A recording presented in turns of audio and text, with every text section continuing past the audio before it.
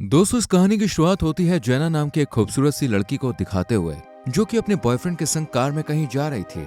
जैना उससे कहती है कि हम दोनों जल्द ही शादी कर लेंगे, मैं तुम्हें बहुत पसंद हूं ना। लेकिन तभी इनका एक खतरनाक एक्सीडेंट हो जाता है, जिसमें जैना तो ठीक रहती है लेकिन इसका बॉयफ्रेंड मर जाता है। इस हादसे से जैना काफी परेशान होती और रोने लगती है। इसके बाद कहानी शिफ्ट होती है 3 साल बाद, जहां हम जैना को अब भी उदास देखते हैं। 3 साल गुजर चुके थे, लेकिन अब भी जैना के दिमाग में वो हादसा बसा हुआ था। और यहाँ जैना के साथ थी उसकी दोस्त रैने, जो कि रैना का काफी साथ देती थी। यहाँ रैने जैना की मुलाकात अपने 2 और दोस्तों से करवाती है। इनमें से एक रैने का बॉयफ्रेंड था माइकल और दूसरा था इयान। ये चारों इयान के अंकल के घर जाने का प्लान बनाते हैं और कुछ ही देर में चारों उनके घर पहुंच जाते हैं। यहाँ इयान के अंकल वेड इन सब का वेलकम करते हैं। इयान के अंकल का एक पेट डॉग भी था, जिसके साथ जैना का अच्छा बॉन्ड बन जाता है। वेड सबको ड्रिंक ऑफर करते हैं, लेकिन जैना ड्रिंक करने से मना कर देती है। जब जैना कमरे में जाती है तो अपनी दवाइयां लेने लगती है, जो किसी डिप्रेशन से बाहर निकालने के लिए थी। लेकिन जैना इन्हें अब और नहीं खाना चाहती थी, इसलिए वो इन्हें वापस रख देती है। रात को सब एक साथ बैठकर खाना खाते हैं।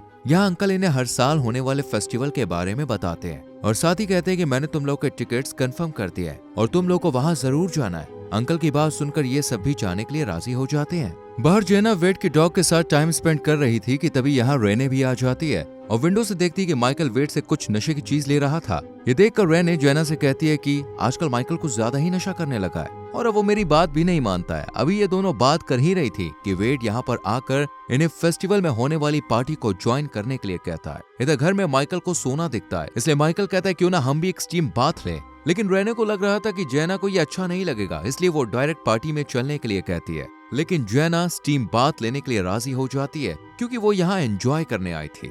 माइकल और इयान सोना में चले जाते हैं और फिर रेने भी यहाँ आ जाती है। जैना जब आती है तो अपने साथ 2 पानी की बोतल भी लाती है। सोना का टेम्परेचर काफी हाई था। अब ये चारों सोना में टाइम स्पेंड करते हैं और इयान बताता है कि ये सोना उसके अंकल ने ही बनाया है। इसमें जो स्टोन्स रखे हैं उनमें से हीट निकलती है, क्योंकि वो गैस के ऊपर रखे हैं और अगर इस पर पानी डाला गया तो ये और ज्यादा हीट पैदा करेंगे। कुछ ही देर में ये सब गर्म तापमान की वजह से बेहाल होने लगते हैं और बाहर आकर लेक में डुबकी लगाते हैं। लेक में नहाने के बाद जैना और रेने फिर से सोना में आ जाती हैं। वहीं बाहर माइकल और इयान दोनों ड्रिंक करते हैं, लेकिन माइकल को कुछ ज्यादा ही चढ़ जाती है, इसलिए वो रेने से ऊपर रूम में चलने के लिए कहता है। लेकिन रेने मना कर देती है और फिर माइकल अकेला ही रूम में चला जाता है। यहाँ पर रेने इयान से माइकल को लेकर बात करती है और कहती है कि वो कुछ ज्यादा ही नशा करने लगा है, इसलिए वो होश में नहीं रह पाता है। इतने में इन्हें जोर से आवाज आती है और ऐसा लगता है जैसे माइकल ज्यादा नशे की वजह से गिर गया है, इसलिए इयान उसे देखने के लिए बाहर जाने लगता है। लेकिन रेने उसे रोककर जब खुद बाहर जाने के लिए दरवाजा खोलती है तो वो नहीं खुलता। ये लोग दरवाजा खोलने की बहुत कोशिश करते हैं, पर कोई फायदा नहीं होता। शुरू में तो इन्हें लगता है कि माइकल इनके साथ मजाक कर रहा है, इसलिए ये लोग माइकल को डोर ओपन करने के लिए कहते हैं। लेकिन जब इन्हें ना माइकल की आवाज आती है और ना ही माइकल दरवाजा खोलता है, तो इन्हें समझ में आ जाता है कि कोई मजाक नहीं है, बल्कि ये लोग सोना में हकीकत में फंस चुके हैं। इयान इन्हें बताता है कि इन्हें यहाँ से जल्द बाहर निकलना होगा, क्योंकि यहाँ का तापमान बढ़ता ही जाएगा और इतनी गर्मी में यहाँ रह पाना बहुत मुश्किल होगा और हो सकता है कि ज्यादा गर्मी की वजह से इनकी मौत भी हो जाए। ये सुनकर दोनों लड़कियां भी घबरा जाती हैं। इतने में ही रेने की नजर सोना में मौजूद एक डिवाइस पर पड़ती है। रेने पूछती है कि ये क्या है, अगर इसे तोड़ दे तो शायद हीट होना बंद हो जाए। इयान बताता है कि ये सिर्फ यहाँ का टेम्परेचर चेक करने के लिए लगाई गई है। अगर हमने इसे तोड़ा तो कहीं ऐसा ना हो कि टेम्परेचर और ज्यादा बढ़ जाए, इसलिए इसे तोड़ना सही नहीं होगा। अब सोना का तापमान बढ़ता जा रहा था। रेने गुस्से में एक लकड़ी के स्पून को उठाती है और विंडो के शीशे को तोड़ने लगती है। रेने को देख इयान भी इसकी हेल्प करने के लिए आगे आता है और लकड़ी के स्पून से यहाँ रखे स्टोन्स में से एक स्टोन को निकालता है, जो कि बहुत ही ज्यादा गर्म था। इसलिए इयान इसे पहले पानी की बाल्टी में डाल देता है ताकि पत्थर पानी में ठंडा हो सके, और जब पत्थर ठंडा हो जाता है तो उसकी मदद से शीशे को तोड़ने की कोशिश करता है। शुरुआत में तो ये शीशा नहीं टूटता और इयान के हाथ से भी खून निकलने लगता है, लेकिन इयान की कड़ी मेहनत की वजह से आखिरकार ये शीशा टूट ही जाता है और कुछ ताजी ठंडी हवा इस खिड़की के जरिए कमरे में आती है, जिससे ये लोग कुछ सुकून की सांस लेते हैं। यहाँ इयान देखता है कि दरवाजे पर लैडर लगी हुई है और डोर लैडर से ब्लॉक है। इयान रेने और जैना से कहता है कि हमें इसके लिए कुछ न कुछ तो करना ही पड़ेगा। जैना इयान से पूछती है कि अब हमारे पास कितना टाइम बचा है। इयान बताता है कि हमें कुछ फ्रेश हवा मिल गई है, इसलिए हम यहाँ कुछ समय और रह सकते हैं, लेकिन ज्यादा समय नहीं, क्योंकि जल्द ही टेम्परेचर बढ़ना शुरू हो जाएगा। ये सुनकर रेने और जैना इयान से कहती हैं कि तुम यहाँ से निकलने का कोई रास्ता निकालो, हम यहाँ से बाहर जाना चाहते हैं। इयान भी हिम्मत नहीं हारता और एक स्टोन को कपड़े में लपेट देता है और फिर अपने हाथ पर भी कपड़ा बांधकर पत्थर की मदद से लैडर को हटाने की कोशिश करता है, पर पत्थर लैडर पर लग ही नहीं पाता। ये देखकर रेने और जोएना और भी ज्यादा परेशान हो जाती हैं और रेने तो गुस्से में सोना में लगी डिवाइस को तोड़ने की कोशिश भी करती है, लेकिन इयान उसे ऐसा करने से मना करता है क्योंकि हो सकता था कि इस डिवाइस के टूटने से सोना का टेम्परेचर और बढ़ जाए। इस डिवाइस को तोड़ने के बजाय इयान दूसरा रास्ता निकालता है और कहता है कि मैं यहाँ लगे बल्ब को तोड़ दूंगा जिससे सिस्टम फ्यूज हो जाएगा और पूरे घर की लाइट चली जाएगी।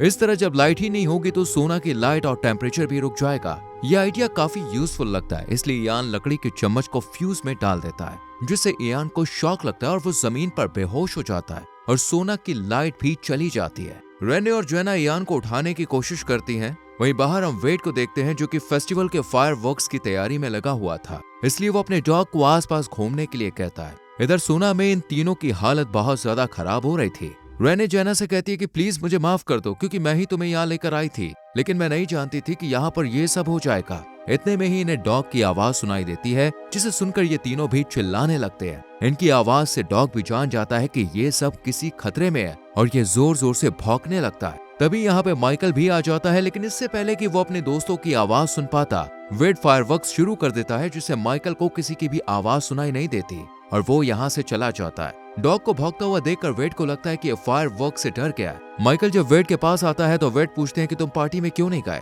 माइकल बताता है कि मैंने ओवर ड्रिंक कर ली थी जिसके बाद मैं सो गया और जब आंख खुली तो देखा कि सब पार्टी में चले गए, इसलिए मैं भी उनके पीछे गया लेकिन मुझे एंट्री नहीं मिली और मैं वापस आ गया। वेड माइकल को लेकर ड्रिंक करने के लिए ले जाता है। यहाँ सोना में अब पानी भी खत्म हो चुका था। रेने गुस्से में डिवाइस को तोड़ने के लिए बढ़ती है लेकिन जोएना उसे रोक देती है, पर रेने इस बार नहीं मानती, इसलिए दोनों के बीच बहस होने लगती है। इसी बीच जोएना एक पत्थर उठाकर रेने के सर पर मार देती है जिससे रेने यहीं बेहोश हो जाती है। हालांकि जोएना ऐसा नहीं करना चाहती थी, लेकिन उसने जल्दबाजी में उसे रोकने के लिए ये कदम उठाया। ये देखकर जोएना को बहुत गुस्सा आता है और डिवाइस को खुद ही पत्थर से तोड़ देती है और टेम्परेचर और ज्यादा बढ़ने लगता है। यहाँ इयान पूरी तरह से अपने होश खो बैठता है और इस हीटिंग मशीन को बंद करने के लिए उसे अपने हाथों से तोड़ना शुरू कर देता है जिससे उसके हाथ काफी जख्मी हो जाते हैं और आखिरकार इयान ये मशीन तोड़ देता है जिससे यहाँ पर एक ब्लास्ट होता है और दरवाजा खुल जाता है। वहीं इयान इस ब्लास्ट की वजह से मारा जाता है। दरवाजा खुला देख जोएना जल्दी से बाहर जाती है और पानी पीती है और फिर अपनी दवाइयों के पास जाती है और तभी से रेने की आवाज आती है और हम जोएना को सोना में देखते हैं। यानी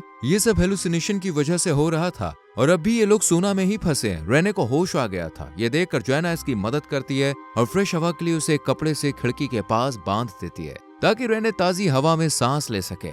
माइकल घर आने के बाद देखता है कि अब भी इसके दोस्त पार्टी से नहीं आए, इसलिए वो उन्हें ढूंढने के बजाय फिर से सो जाता है। इधर सोना में जोएना किसी तरह टेम्परेचर कम करती है और यहीं बेहोश हो जाती है और यहाँ कहानी पास्ट में घूमती है जहाँ पर हम देखते हैं कि जब माइकल गिरा था तो उसने लेटर को दीवार पर नहीं बल्कि दरवाजे पर खड़ा कर दिया था। इसके बाद जब इयान ने दरवाजे को खोलकर वापस बंद किया तो ये और अच्छे से ब्लॉक हो गया। कुछ देर बाद यहाँ पर वेड अंकल आते हैं और उन्हें खिड़की में रेने दिखती है जिसे देखकर वेड अंकल तुरंत लेटर को हटाकर दरवाजा खोलते हैं और पुलिस को भी इन्फॉर्म करते हैं और यहाँ पर पुलिस आ जाती है। रेने और जोएना को इमरजेंसी ट्रीटमेंट दिया जाता है और इयान की डेड बॉडी को बाहर लाया जाता है। अब भी इन लोगों को समझ में नहीं आ रहा था कि ये सब कैसे हुआ और वहीं माइकल को देखते हैं जो कि ये सोचकर रो रहा था कि इयान नशा करने की वजह से मारा गया है और इसी के साथ मूवी खत्म हो जाती है। दोस्तों, आपको इस मूवी की एक्सप्लेनेशन कैसी लगी कमेंट सेक्शन में जरूर बताइए। अगर आपको इस मूवी का लिंक चाहिए तो हमारे टेलीग्राम चैनल को ज्वाइन कीजिए जिसका लिंक आपको डिस्क्रिप्शन में मिल जाएगा।